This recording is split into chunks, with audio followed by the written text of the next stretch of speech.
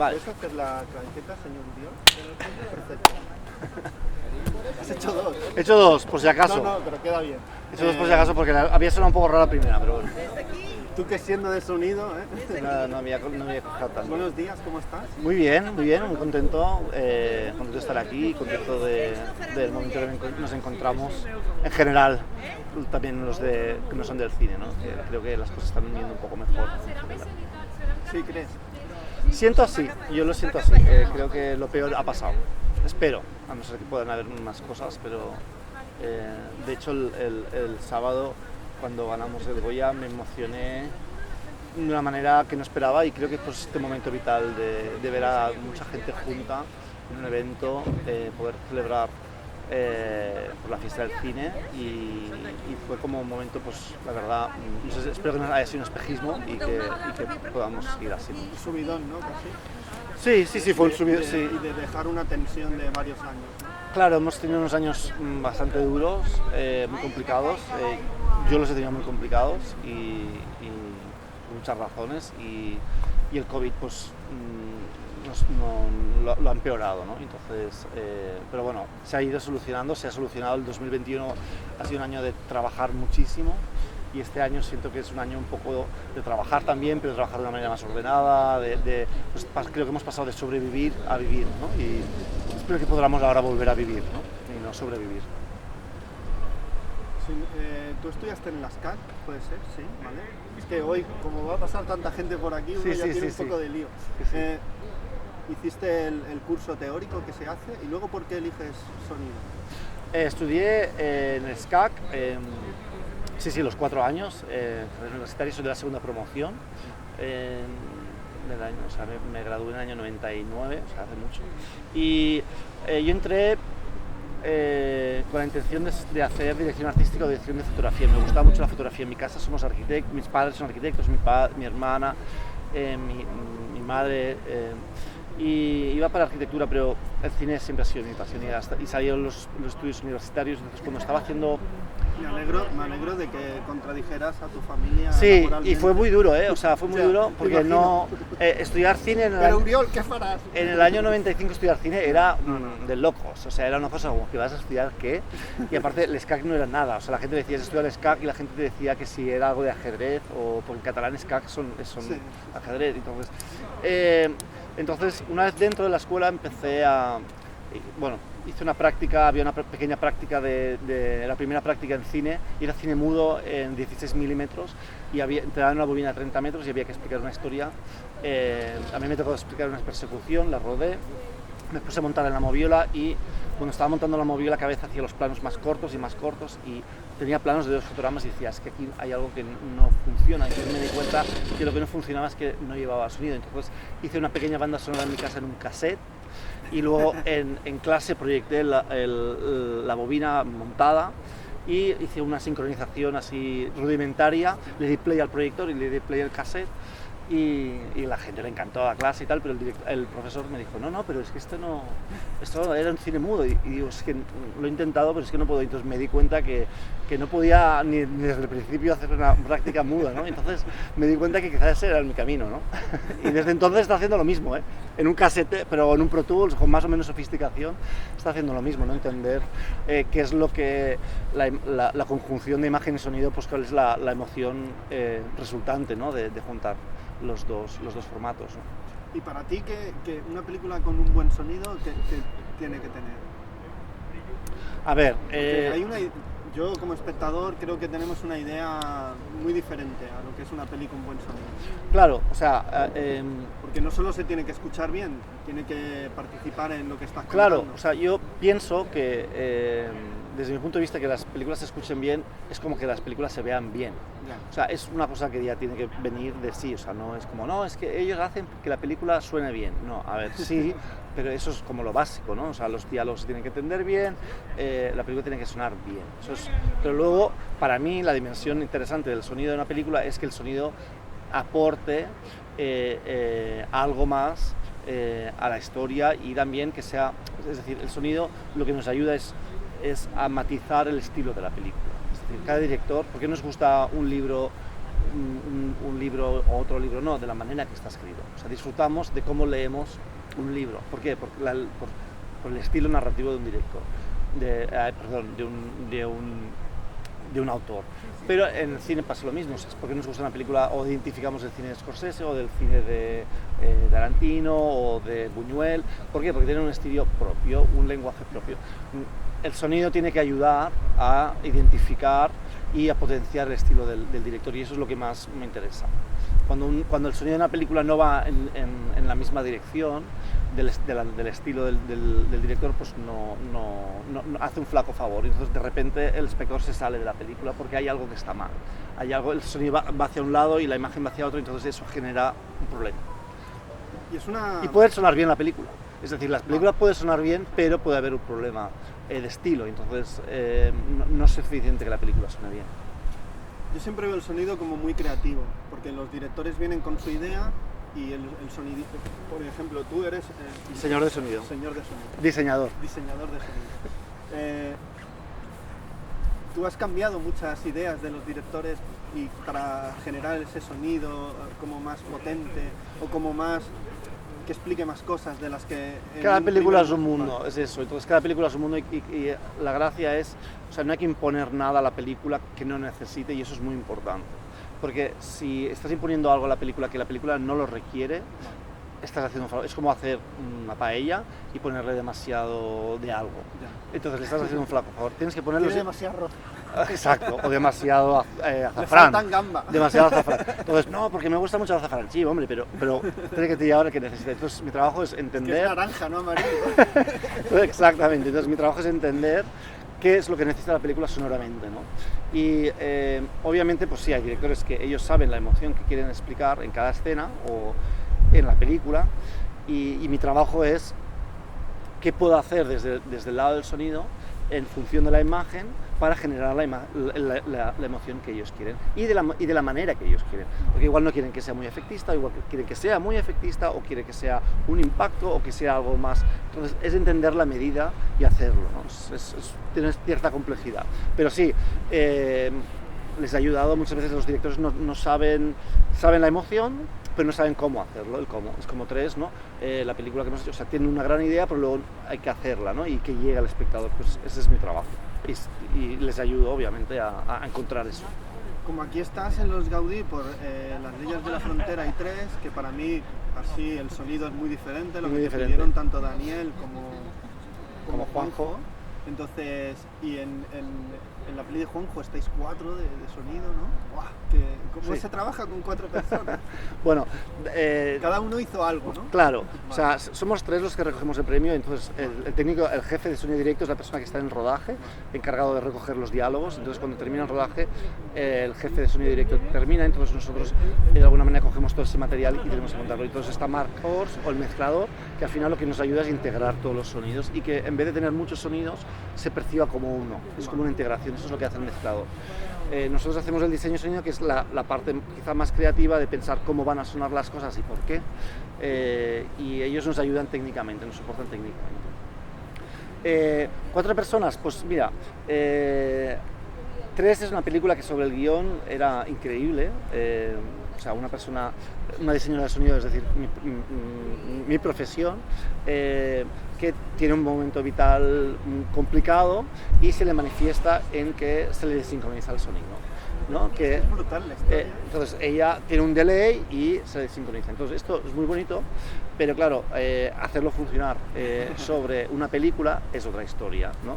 Porque claro, si tú ves un sonido, una imagen con un sonido sincrónico, el espectador dice ¿esto qué es? Y lo rechaza, ¿no?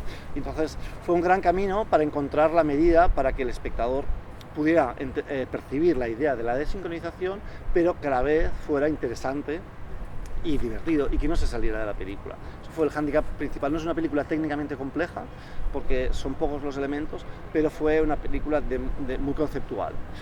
Me costó bastante. Entonces Mark Beck, que comparte conmigo el diseño de sonido, lo que hacía es me ayudaba a probar todas las cosas que tenía, porque teníamos muchas ideas. Entonces trabajamos en paralelo con el montador Cristóbal. Entonces Cristóbal me mandaba las secuencias, las sonorizábamos, las mandábamos de vuelta. Cristóbal Fernández. Sí, y teníamos... Ha pasado por aquí también. Sí. Con Anna Schulz hizo una película, Mudar la piel. Maravilloso. maravilloso Cristóbal. Y entonces él tenía que entender cómo nosotros íbamos a aproximar el sonido en la escena, entonces él lo entendía, entonces remontaba la escena en función de eso, y fue un toma y daca. Creo que es la película que se ha hecho más. Hacíamos reuniones virtuales porque estábamos en la tercera ola, o sea, una postproducción que tenía que durar un par de meses acabó durando 6, porque, bueno, tenía cierto hándicap, ¿no? Y fue muy interesante. ¿Quieres que te hable de las leyes también? Ahora las leyes, venga. Porque es otro rollo, ¿no? Sí, sí. Entonces, leyes con Daniel ya habías trabajado antes. Sí, con Daniel hice El Niño, hice Yucatán. ¿Y por qué te llama para hacer El Niño? ¿Qué ve en ti? Esto te lo dicen los directores. Oye, Uriol, te hemos llamado porque nos gustaste mucho en lo que hiciste en esta peli. Sí, eso me ha pasado. Daniel por El Niño, ¿qué peli era? No sé si fue por Lo Imposible, vale. pero Lo Imposible, porque también es una película muy de agua. También tenía mucho trabajo de sonido, ¿no? Claro, y El Niño también hay mucha agua, sí. y es muy potente el sonido. Él quería hacer una película de acción con un sonido potente, y entonces, pues bueno, había hecho mucho de eso. Yo empecé mucho con Jota, con Balagueró. Al principio hice mucho cine de terror, sí. Fantástico, muy unido también al Festival de Sitges, con Oriol Paulo. Entonces hacía mucho cine de género. No he pasado todavía por aquí, pero es de mi pueblo también. ¿Ah, sí? Lo vi hace poco por la calle. Bueno, maravilloso. Estaba rubio. Sí, se teñido. Bueno, le hablamos de los renglones torcidos y tal, y bueno, estaba ahí como muy emocionado y tal. Está en ello. No, yo estoy convencido de que estará muy bien. Estará muy bien, la acaban ahora este verano, en junio, julio. Pues nada, y Daniel me llamó, hicimos El Niño, luego hicimos Yucatán. Son películas muy diferentes, a él le gusta cambiar de registro. Y Leyes es una película de los años 70, 73, si no me equivoco mal ahora, y en verano del 73. Y Girona es kinky, una mezcla de cosas que me apasionaban. La película había que darle sabor. Hicieron, me acuerdo, hicieron un rollo en Manresa y pedían figuración. Yo estoy a punto de ir. ¿Ah, sí? Porque me encanta Cercan, me encanta el libro y me encanta Daniel, me encanta Chechu. Bueno, Chechu lo me más. encantaba, Sí. Estaba Carles Bussi, claro. Es impresionante este hombre. Y creo que ha hecho un muy buen trabajo Carles Bussi en la película. Estaba en Acción Mutante, sí. Y en mogollón de películas de Jesús Garay, de Antoni Padrós, o sea, total, es una leyenda. Totalmente. Una persona de 70 años, una leyenda total. Totalmente, ha hecho muchas películas, ha trabajado con muchos directores. Sí, rodaron en Manresa, rodaron en Montblanc, que es por Tarragona, que yo soy de Reus. Y en Sardañola, del Vallés. Claro, porque había que encontrar, barrios que no estuvieran muy restaurados y muy limpios porque claro, intentaban encontrar pues esa suciedad de esa época, y ahora todos los barrios están pues con el suelo nuevo, con farolas nuevas. Entonces se intentó encontrar en diferentes pueblos para hacer un mosaico de un barrio chino de esa época. Fue muy interesante, tuvimos que grabamos todos los coches, los motores de época, estuvimos días grabando todos los motores, o sea, todos los coches que suenan son exactamente los mismos, muy microfonados, el Zarco, todo, el 127, el Chrysler, todos los motores los grabamos con muchos micrófonos. Entonces, bueno, pues tuvo que dar vida, encontrar sonidos de los años 70, o sea, ha sido una película maravillosa de dar vida y aportar ideas, ¿no? Que creo que Daniel es un director increíble, siempre me dice que la película es mía, bueno, es que dice todo el mundo, la película es tan tuya como mía, es un gran director, le encanta participar en el proceso y él se apoya mucho, escucha mucho a la gente, luego él decide, pero escucha mucho a la gente. Me ha hecho un regalo maravilloso porque Los Derby Motoreta es la primera banda sonora que hacen, y a nivel de cine, entonces me dejó participar mucho en el proceso también de diseño de la banda sonora. Eso te iba a decir, porque tú podías trabajar tranquilamente en hacer discos, porque el mezclador de sonido cuando hacen música es casi lo mismo. Sí, pero al final te tienes que especializar y no puedes estar en todo. Pero si algún día te llaman, Uriol... Sí, no, a mí con los Derby lo pasamos muy bien, estuve más con ellos intentando hacerles funcionar narrativamente, cómo funciona la música dentro de una narración. Creo que el concepto que sacamos del atraco al banco a Palmas con guitarra, es algo que no se ha hecho en la vida y que esa secuencia hay una pieza de música que dura casi 10 minutos que empieza en el arranque de esa secuencia y acaba cuando muere Zarco, cuando corta ese corte tan duro de que Zarco y está luego Nacho corriendo entre el bosque, que ese contraste de silencio, pues este tipo de cosas es la que he estado intentando ayudarles y cómo ir creciendo la construcción musical y cómo transformar la guitarra española a eléctrica, y ha sido la verdad un regalo por Daniel que me ha dejado participar. También la época, Total. Donde, por ejemplo, el disco de Camarón, totalmente. La electrónica en lo más hondo y clásico, ¿no? Totalmente. Entonces creo que la peli a nivel sonido, estoy muy contento que creo que hemos llegado a esa esencia, ¿no? Y luego buscando temas musicales de toda la vida, con las grecas, o sea, hay momentos gloriosos en la peli. La primera secuencia en la discoteca, claro. Ese baile, ¡wow! Es espectacular, ahí te pones de pie y empiezas a chillar. Buenísimo, y el momento de Tere bailando sola con la canción de las grecas. Bueno, hay muchos momentos maravillosos. Y el de la playa es brutal. Y esa música, sí. Todo lo que ocurre en la playa. O sea, eso es súper guapo, tío. Esa secuencia fue una secuencia muy laboriosa porque Richie tocaba en directo, ¿no? Parece una secuencia de More, una peli de hippie que hizo el Barbet Redder en Ibiza, con música de Pink Floyd.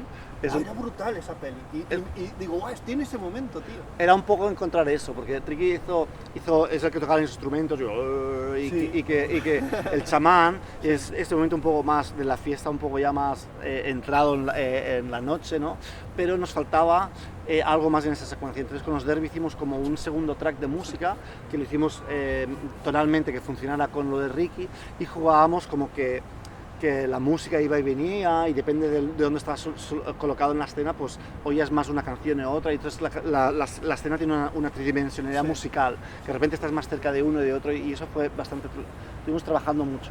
Daniel, la verdad es que le encanta trabajar el proceso de sonido, está todos los días en el estudio conmigo, le encanta disfrutar del proceso, no quiere perderse ni un momento, pero no porque él tenga miedo, no, porque le gusta disfrutar, ver cómo trabajo, cómo trabajamos, opinar y estar siempre en el proceso. Es un director con una vitalidad increíble y que adoro, vamos. Parece una peli rodada en ese año, ¿no? Totalmente, sí, menos por el escope. Es como... Sí. Lo artesanal está muy bien conjuntado con la tecnología de ahora. La tecnología de ahora está al servicio del artesanal, no sé cómo explicarlo. No, totalmente. Tengo esa idea de, por ejemplo, se escucha mucho el sonido como se escuchaba en las pelis de los 60 y 70. Por ejemplo, yo me acuerdo que en las pelis de Bresson, por ejemplo, el sonido era fundamental. Y cuando la gente camina se escuchaba, se abría un picaporte y se escuchaba. Y en esta peli tenía esa sensación. Había esa sensación. Futbolín, clac, clac, clac. Sí, de estar todo el rato Sí. en el presente y de seguir, obviamente, con trampas, porque luego lo muteamos en momentos que no nos interesa y nos vamos a silencio. Pero sí que había esta sensación del presente, de que las cosas eran muy analógicas, ¿no? Y muy... Antes, bueno, tú lo sabes, las puertas de los coches eran como puertas de tanques, ¿no? Era plom, plom, plom, y era todo como... Ahora hoy en día es todo más refinadito, metales más ligeros, es todo más así, pero antes era todo, ¿no? Y entonces había todo el rato es buscar esa sensación, ¿no? De los barrios, pues la gente, los niños jugaban en las plazas, pero jugaban a balón, no jugaban con el móvil, la gente chillaba, no había teléfonos móviles, entonces había los sonidos de los barrios eran más de voces, eran más de niños jugando, y había más ruido, ¿no? Había más ruido, pero ahora hay otro tipo de ruido. Ahora hay otro tipo de ruido, quizás hay más coches, o hay más teléfonos, o la gente está chateando por WhatsApp, y entonces la gente... Hablando fuerte. Claro, entonces no había WhatsApp, entonces se quedaba en la plaza del pueblo para tomar pipas, y quien quería fumaba porros y hablaban, ¿no? Pues es un poco eso, ¿no? Sí. Y cada película es un nuevo reto. ¿Lo que has hecho anteriormente te ayuda o te complica? No, la experiencia te ayuda definitivamente, en el sentido de saber... Claro, te viene Juanjo y te... No, cuando te viene Juanjo te descuadra. Cada película es un reto para mí porque... De hecho, Juanjo ya tenía un corto. Sí, Time Code. El autobús, el bus, sí. Eran dos conversaciones, eran dos conversaciones. Él siempre le ha gustado mucho esto de la temporalidad. Time Code también juega con la no linealidad. Es decir, ¿qué pasó cuando yo no estaba, cuando puedo acceder a algo que no tal, ¿no? Pues él siempre tiene esta fijación en el lenguaje, ¿no? Os pone a prueba, ¿eh? Totalmente. A ver hasta dónde sabéis, ¿no? Totalmente. Y la experiencia te da te da valor en el sentido de sabes qué es lo que puede funcionar y lo que no puede funcionar antes de probarlo, vas más a tiro fijo. Pero para mí cada película es un reto, es decir, hay una premisa que me dijo un profesor del SCAC hace mucho, dijo, hagas lo que hagas, intenta aprender algo, aunque sea algo que crees que ya has hecho, intenta llevar ese ejercicio a algo que te aporte algo, y es lo que siempre intento hacer. Es decir, en todas las películas que hago, pues, por ejemplo, en las leyes, pues nunca había hecho una película tanto de coches o de época, pues intentas aprender algo, poner en práctica alguna cosa que no hayas podido probar. Entonces, a mí cada película es también, creo que quizá tiene una gran capacidad de empatía, ¿no? Entonces, absorber el universo de un director, ¿no? Y cómo ve la película es como sumergirse en un universo nuevo, ¿no? Entonces, las reglas son diferentes en cada película. Y si sabes ver eso, la hace única. Si al final acabas aplicando la misma fórmula, no, se te va a quedar, va a ser un poco... Entonces lo interesante es entender la película, la esencia, el núcleo duro, cómo funciona, cuáles son sus normas internas, y entonces sacar algo para que sea coherente la película. No sé si me explico. Sí. Eso es lo que hace de hecho, también a ti te llamarán porque sabes manejarte en diferentes sitios, diferentes espacios. Bueno, porque esto, las leyes o tres, es que nada tiene que ver. No, claro. Es un trabajo, es que... No, y el año pasado... Hay dos Urios, ¿no? No, y el año pasado hicimos una película de animación que todavía no se ha estrenado para niños, que, ¿sabes? Entonces, se trata de entender sobre todo lo que necesita cada película, lo que te decía antes, ¿no? Y obviamente tener muchas aristas quizás esto, ¿no? Tener una cultura suficientemente extensa como para poder adaptarte a diferentes proyectos, ¿no? ¿Tienes algún referente, algún diseñador de sonido que digas, hostia, ¿cómo lo haría fulano? ¿Esto pasa? Está claro, sí. A ver, yo de pequeño, yo no sabía que iba a ser diseñador de sonido, pero yo estaba obsesionado con el sonido de las motos de Star Wars, del Retorno del Jedi, cuando iban por el bosque. Y yo pensaba, sí, este sonido... ¿Cómo se hace? Y yo con 10 años pensaba, pero esto me llamaba la atención ese sonido, y lo imitaba por casa, hacía ese sonido, ¿no? Luego me di cuenta que es Ben Bart, y para mí Ben Bart es un dios porque hay muchos otros diseñadores de sonido que me encantan, pero él es como, bueno, ¿cuál es el mejor deseo, ¿no? Es decir, que la gente, tú oyes un sonido de Star Wars y la gente sabe qué es, ¿no? De cual sea el mundo, ¿no? Sabes, un sonido de Chewbacca o R2D2 o de las espadas láser. Entonces, él ha generado un universo sonoro que la gente de oírlo lo reconoce, ¿no? Yo todavía no he llegado a eso, tú coges un sonido y ese sería el sueño.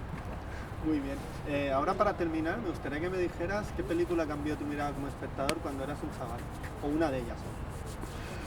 Blade Runner, en definitiva. Era muy pequeño yo, y a mí me encanta la ciencia ficción. Hace poco murió el Douglas Trumbull, sí, el que hizo todo los efectos visuales. Los efectos visuales. Ahora estamos aquí, ¿no? Sí, todas las maquetas. Ese rollo que iba subiendo, ¿no? Increíble, increíble. A mí es una película que me impactó mucho, no la vi en el cine, la vi en casa, mi primo... Hostia, es que éramos muy... ¿Tú de qué año eres, Uriol? Yo soy del 76. Yo del 74, es que éramos muy chicos cuando... Era muy pequeño, yo la vi creo que más tarde, la vi en casa, y es una película que me impactó profundamente, no sabía muy bien por qué, la vi muchas veces después, y bueno, pues me empezó a entrar conciencia de por qué se hacía el cine de esa manera. Y luego, más tarde, siempre ha tenido que ver con ciencia ficción, creo. Luego, pues, es del mismo director. Alien también es una película que a mí me impactó muchísimo, que también la vi en casa, porque no la vi en el cine. ¿Sabes la idea cuál era? Hacer Tiburón en el espacio. Total. Sí, llamar Tiburón en el espacio, la peli. Total, bueno, ya... Pero uno de los productores dijo, no, mejor que no. Que la gente va a pensar que es una serie Z. Es que, bueno, esa era la idea. En los 80, claro, es que era... El mal desconocido. Exacto, era el concepto. En esa época había muchísimo cine fantástico, ¿no? Sí. Muchísimo, cada fin de semana había, ¿sabes? Star Wars, bueno, todo, o sea, 1000 cosas, ¿no? Indiana Jones, sí. O sea, había mil formatos, y Zemeckis también es un director que a mí me ha marcado. No sé, creo que el cine comercial para mucha gente de fantástico a mí me marcó mucho, y pensé que quería hacer eso. desde muy pequeño. Digo, yo quiero hacer esto, ¿no? O sea, son películas que me fascinaban. Me fascinaban. Y yo quiero saber cómo se hace, me compraba libros, que me costaba mucho encontrar porque no había casi, me fascinaba. Pues Uriel, un placer hablar contigo. No, a ti. Muchas gracias. A ti. Muchísimas gracias. Siempre digo hasta la próxima película. Ojalá. Ahora hacemos